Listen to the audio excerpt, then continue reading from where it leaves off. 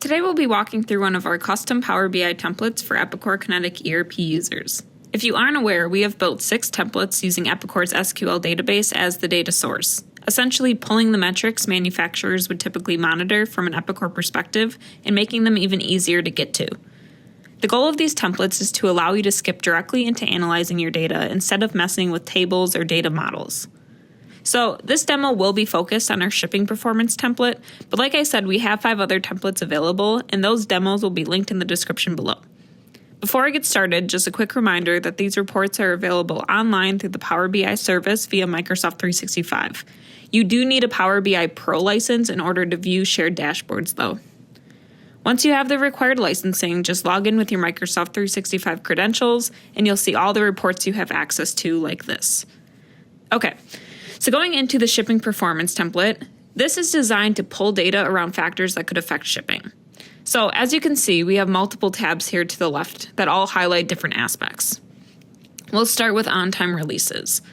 Right away, you can see some big metrics here on the top, including number of releases that were on time, total releases, and a percentage displaying that ratio, which we're seeing about 80% here.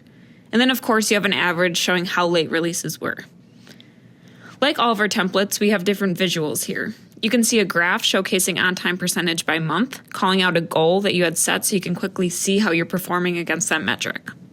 This visual allows you to quickly see any problematic months. For example, I see April got pretty low, coming in at 75% on time, so that tells me I might want to look into that month a bit more. To the right here, we have a graph showing top total releases with respect to customers, again highlighting that on-time percentage and the goal you had set. From here, you can flip from customers to product group and to part number.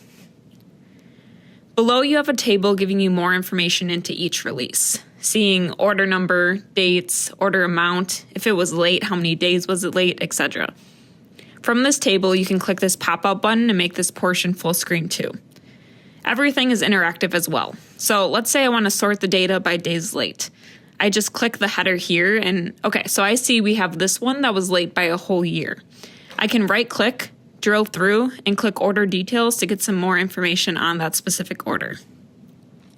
Aside from that, there are a lot of different filtering options. Let's say I'm only interested in last year's data. I can choose that filter here and all the information updates. And it is updating for all of these tabs, not just the one I'm in. And as I continue to interact with the data, that filter stays until I clear it out. In order to do that, you just click this eraser icon here. The rest of the filters are to the right, giving you many different ways to view your data. For example, if I wanted to just focus on the customers in the Midwest, I could do that. And it's important to point out, too, that if I don't clear out this filter and add another one, it'll stack them. So now I'm looking at customers in the Midwest that have a ship by date. To clear, you just find the eraser icon just like before, and it will reset. Another function I want to point out is the ability to export any of this data into an Excel sheet, PowerPoint, or PDF document, and this can be anything from this whole tab down to just one of these graphs. And the cool thing about this is it'll keep track of the filters you have applied, so if you're viewing an exported document, you can see where it was focused. Last function I want to point out is you can set alerts, which means Power BI will monitor a change to a value and send an alert via email or Teams. So if you're someone who doesn't want to actively pull up the dashboards, but need to know if a metric drops below a certain threshold, that function is available. Moving on to shipment history. Most of these tabs are laid out very similar, by the way, so very easy to get a hold of. Again, we have the big picture metric up on top, total order amount to date, then a graph breaking down order amount by month with an average line for reference, and then the graph to the right showing that data with respect to customers, product group, or part number, and then the table below displaying additional information. This tab is great for identifying patterns or if you just want to get a hold of shipping volume.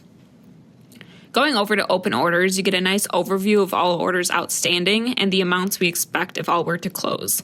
Our hope is this dashboard will help you prioritize shipments, giving you an easier way to plan production, etc. The next tab highlights orders that are overdue, allowing you to take corrective action quickly, which hopefully mitigates customer dissatisfaction and improves overall delivery performance. The next tab focuses on the number of days to ship.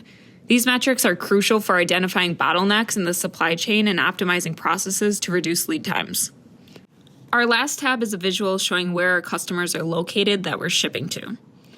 I can narrow it down to orders only above, let's say, 20,000. You can see that the size of the plots correlate to the order amounts, and the colors indicate if the order was above or below our on-time percentage or not.